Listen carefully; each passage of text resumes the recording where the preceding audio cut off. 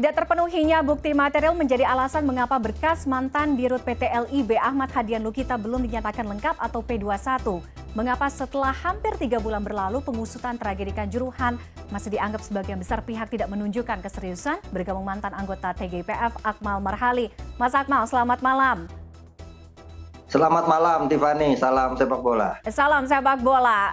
Hampir 3 bulan berlalu, bagaimana Anda melihat perkembangan terbaru dari pengusutan tragedi Kanjuruhan? 5 berkas sudah dinyatakan lengkap, P21 hanya 1 yang belum dari mantan Dirut PT LIB.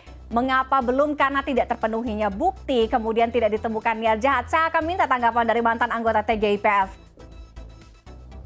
Ya, kalau kita lihat ini agak lucu ya, di mana orang kemudian ditersangkakan, sampai kemudian ditahan, tapi sampai batas waktu yang ditentukan ternyata berkasnya tidak lengkap. Artinya ini satu sikap yang kurang profesional ya dari penegak hukum, dalam hal ini penyidik, dalam menangani kasus ini, entah itu karena kelambanan atau mungkin karena ketidakpahaman dengan kasus, sehingga kemudian akhirnya menyandra orang. Menurut saya pada gilirannya Pak Hadian Lukita ini tersandra. Dia dibebaskan tapi kemudian tersandra karena sewaktu-waktu bisa masuk lagi, dan ini secara psikologi sangat tidak bagus sekali untuk urusan soal hukum. Di mana misalnya memang dalam KUHP pasal 20 secara hukum orang yang kemudian ditahan selama 20 hari sebagai tersangka bisa ditambah selama 40 hari tambahan untuk proses pelengkapan kasusnya. Tapi kalau kemudian sudah 60 hari ditahan, berkasnya tidak lengkap, maka punya hak hukum untuk dibebaskan. Tapi ini menggambarkan dan membuktikan bahwa penyidik tidak profesional dan tidak cekatan dan tidak sigap dalam bekerja. Mereka mentersangkakan orang, tapi mereka tidak punya pijakan hukum untuk melengkapi berkasnya. Ini aneh dan sangat memalukan menurut saya. Oke, ketidaklengkapan berkas tersebut, ketidaklengkapan syarat bukti, cukup masuk akal atau tidak menurut Anda? Ya, kalau menurut saya tidak masuk akal kalau kemudian dari awal orang sudah ditersangkakan, artinya kan pihak penyidik sudah punya setidaknya 2 barang bukti untuk mentersangkakan seseorang gitu, berdasarkan aturan hukum. Dan dari situ kemudian bisa dikembangkan. Tadinya misalnya saya berpikir bahwa dengan 6 tersangka ini justru dikembangkan kasusnya menjadi melibatkan misalnya pihak-pihak lain yang sampai sekarang belum tersentuh. Misalnya dari sisi supporter, dari sisi pengurus PSSI misalnya, dari segi match komisioner dan lain sebagainya, termasuk diantaranya dari sisi polisi lainnya yang juga terlibat dalam tindak pidana terkait kasus Kanjuruhan. Tapi faktanya untuk 6 orang saja ada 1 yang tidak lengkap berkasnya. Bagaimana kemudian ini bisa disidik secara tuntas? Karena itu saya malah menyarankan saat ini, kalau kemudian polisi agak segan mengelola atau melengkapi kasus-kasus yang di dalamnya juga ada keterlibatan polisi juga sebagai tersangka, alangkah baiknya negara membentuk tim independen penyidik untuk menyelesaikan kasus Kanjuruhan secepat-cepatnya. Jangan sampai kemudian 135 orang meninggal dunia, tidak ada pertanggungjawabannya sama sekali dan hilang begitu saja. Karena terlalu lambannya penanganan kasus ini. Nah, ini akan menjadi presiden buruk, bukan cuma buat sepak bolanya, tapi juga buat pemerintah. Bagaimana menangani kasus meninggalnya 135 orang dalam sebuah tragedi, tapi penyelesaiannya tidak tuntas dan tidak bernas. Nah, ini akan menjadi problem dan pastinya akan meninggalkan beban tersendiri misalnya buat pemerintahan Bapak Presiden Joko Widodo. Oke, artinya dugaan ketidakseriusan yang dicium oleh Aremania juga Anda cium, juga Anda endus terkait dengan penanganan Kanjuruhan, termasuk mengapa tidak adanya perluasan penyidikan dengan penambahan tersangka baru, seperti yang diungkapkan dari kuasa hukum Aremania, Mas Akmal.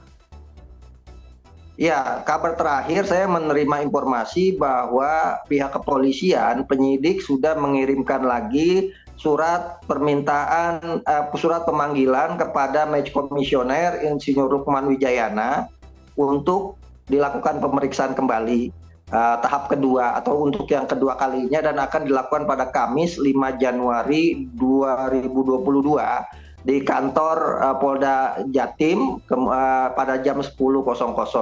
Artinya kalau ini kemudian dipanggil lagi kan pada tahap pemanggilan misalnya Lukman Wijayana di tahap pertama ada suatu proses penyidikan yang tidak lengkap sehingga kemudian perlu dipanggil lagi. Artinya ini pembelajaran sebenarnya buat para penyidik ketika kemudian memanggil orang sebagai saksi entah itu sebagai tersangka, harusnya penyidiknya juga sudah punya rujukan atau referensi ketika melakukan wawancara atau melakukan proses investigasi terhadap kasus yang sedang didalami. Jangan sampai kemudian sampai 2-3 kali dipanggil tapi hasilnya nihil. Nah, ini kan sangat merugikan gitu kan, dan ini yang kemudian menjadi problem. Apa sih kemudian kalau sebelumnya disebutkan bahwa karena belum mendapatkan keterangan dari saksi ahli, ini juga lucu juga gitu kan. Kenapa? Karena saksi ahli banyak sekali dan bisa dimintai keterangan dalam waktu 60 hari, tapi kemudian tidak dilakukan. Ini berarti yang harus dijelaskan oleh pihak Polda Jatim misalnya atau pihak kepolisian, kenapa kasus ini bisa lamban di prosesnya, itu saja sih. Sehingga kemudian publik tidak bertanya-tanya. Kalau kemudian ini dibuat berlarut-larut, ini akan menjadi presiden buruk buat citra polisi juga sebagai penyidik. Sebagai contoh misalnya, di pertandingan kemarin Indonesia melawan Kamboja misalnya, bagaimana polisi akhirnya menjadi cemoohan masyarakat untuk kasus tragedi Kanjuruhan. Artinya semakin lamban penanganannya, maka akan semakin banyak cerita-cerita tentang pendeskreditan atau penyudutan pihak kepolisian oleh masyarakat terkait dengan misalnya kegiatan sepak bola. Nah, ini kan agak berbahaya dan agak berat buat pihak kepolisian. Karena itu penting buat Pak Kapolri untuk kemudian menugaskan tim khusus misalnya untuk fokus menangani kasus Kanjuruhan ini agar bisa diselesaikan secepat-cepatnya dan seadil-adilnya. Oke, pertaruhan komitmen dari penyidik juga. Sekarang berkasnya dikembalikan kepada penyidik untuk dikumpulkan bukti yang lebih lengkap lagi, yang lebih banyak. Sejauh mana, sebesar apa optimisme Anda bahwa pengusutan tragedi Kanjuruhan ini akan berjalan sesuai dengan yang diinginkan oleh banyak pihak?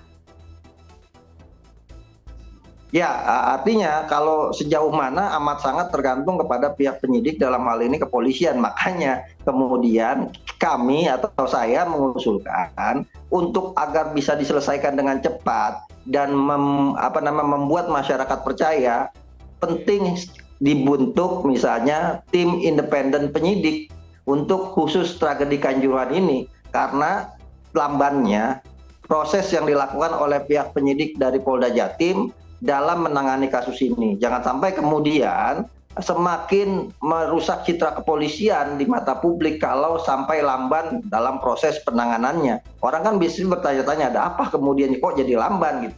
Jangan-jangan ada hal-hal yang dirahasiakan. Nah, ini kan menjadi problem yang akan menyandra pihak penyidik terhadap proses pengusutan tuntas kasus Kanjuruhan. Oke, pertanyaan itu apakah betul ada yang dirahasiakan atau tidak, kita akan lihat, kita akan tagih bagaimana komitmen untuk menyelesaikan tragedi Kanjuruhan. Terima kasih Mas Akmal Marhali sudah bergabung dengan CNN Indonesia Connected malam hari ini. Selamat malam. Selamat malam.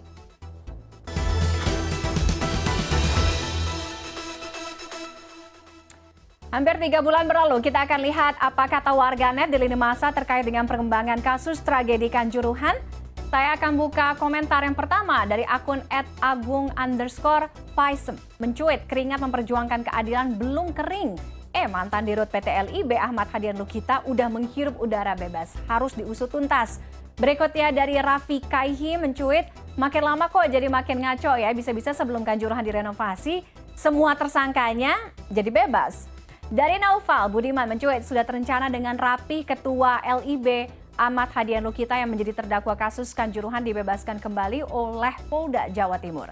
Dan terakhir dari akun @lantip pencuit, bebas karena berkasnya tak kunjung dinyatakan lengkap, 135 nyawa penanganannya nggak ada seriusnya. Lantas, buat apa kemarin ya ada rekomendasi TGIPF? Usai jeda kami akan kembali dengan informasi mancanegara. Badai salju menerjang Jepang, total korban mencapai 14 orang. Selengkapnya kami hadirkan usai jeda.